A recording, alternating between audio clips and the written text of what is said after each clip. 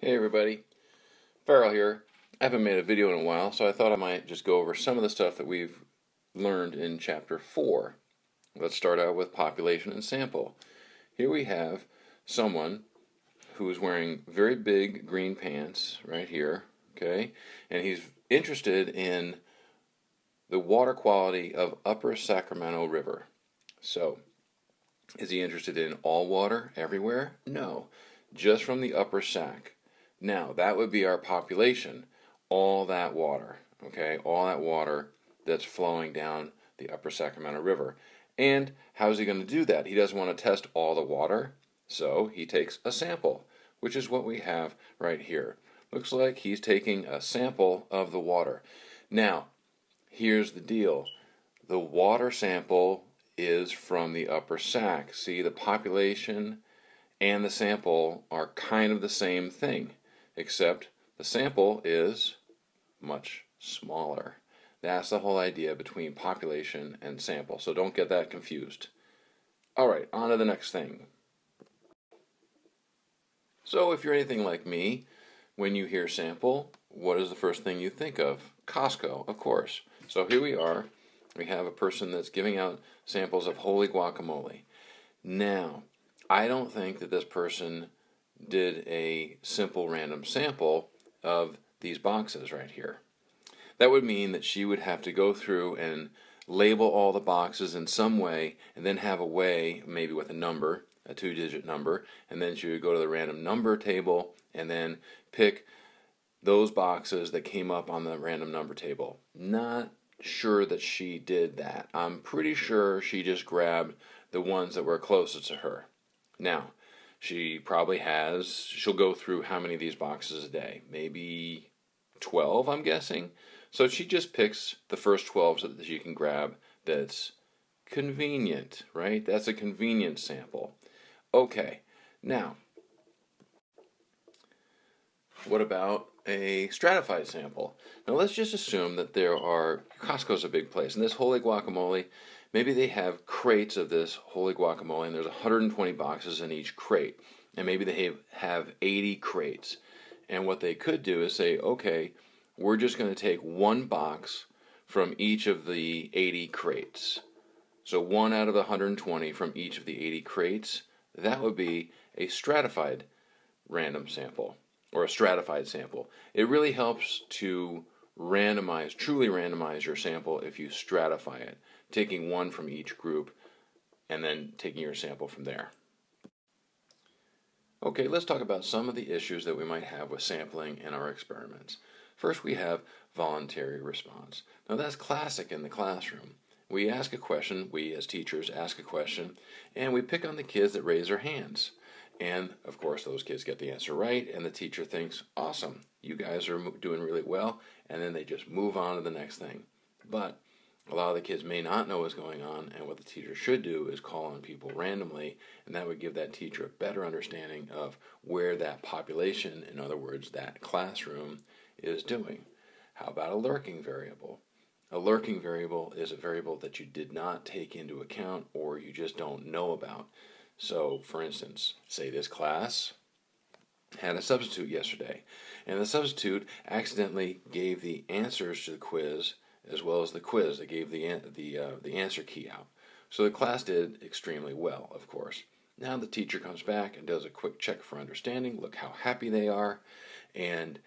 But what the teacher does not know is the lurking variable is that they got the answers from the sub by mistake. How about confounding variables? So let's just say that this class is doing two things. The teacher has decided to pair them up, and they're going to share the grade, and they get to work together, but they're responsible for each other's learning. It's something we do sometimes, and it works pretty well sometimes. Also, that teacher is going to give them all laptops to work with. So now the class is doing much better than it was before. So this experiment is taking place. But the problem is we don't really know if the explanatory variable is the fact that they're working together or the fact that they're using laptops. So we don't know which is it that is causing that response. Okay, under coverage. That's when, say you take a survey, but you are neglecting to get certain people in your population. So say you live in a college town like Chico, and you go out and you take a survey when the college students are home for the summer. In fact, that actually happened in Chico. And it was brought to the attention. So that's a problem with undercoverage. These students are definitely a part of our community for most of the year, and they should be included in these surveys that affect them in their lives. So, non-response. That might be that certain people are just not responding to the survey or the response. So it's just tough to get to them, and they just refuse to participate, and that might change your data in some way.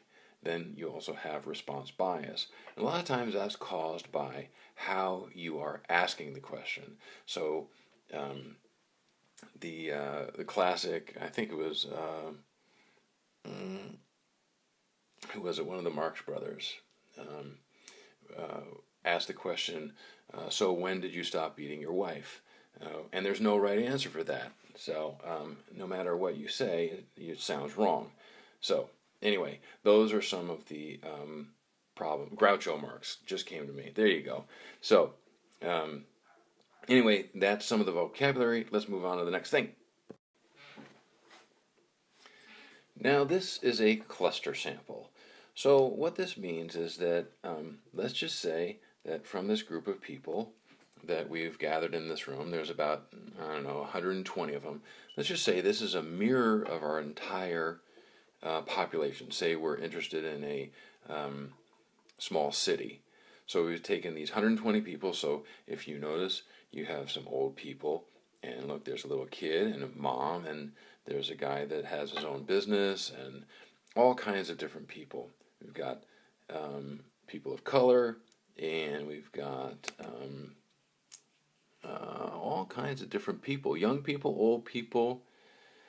So you want to take a look at that and say, okay, we've got this group of people that basically mirrors our population, and now we're going to randomly select 30 people at random from this group. Okay, this is a mini population, right?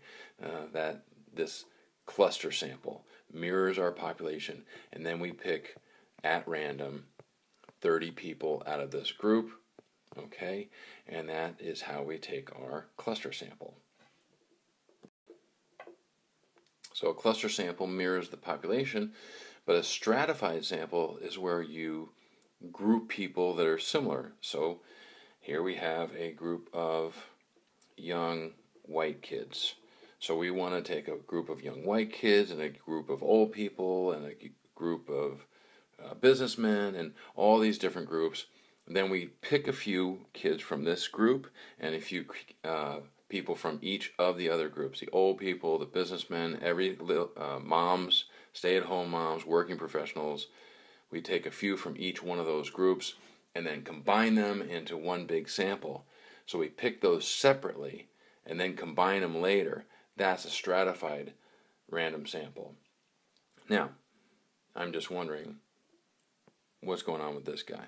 So, I think what's going on is that this is not even his arm. I think he's getting backhanded in the face there. He's like, whoa, what? Anyway. Now, the last thing is, how do we put together an experiment, or the last thing for this video? Now, say we're interested in how well the detergent works, and the detergent is going to be tested whether it works better in cold water or warm water. That's what we're interested in. Does it work better for cold or warm? That way you might want to put it on the box. Best if used in cold water, that kind of thing. So, now, forget about this stuff right here. If we just did the experiment, we could just say, okay, we got all this laundry, right? We're going to randomly assign them to two different groups, one for cold water, one for warm water. Boom. Compare the cleanliness. But then we just say, well, I think that there's a difference between how clean clothes get, whether they're light colored or whether they're dark colored. So we're going to split them up. So if there's a separate variable we want to test for, that's called blocking. So we're going to block by color. light colored, dark colored. Now, they're not randomly assigned here. We just take all the light colored clothing and all the dark colored clothing, right? Now we take the light colored clothing and randomly assign them to either cold water or warm water.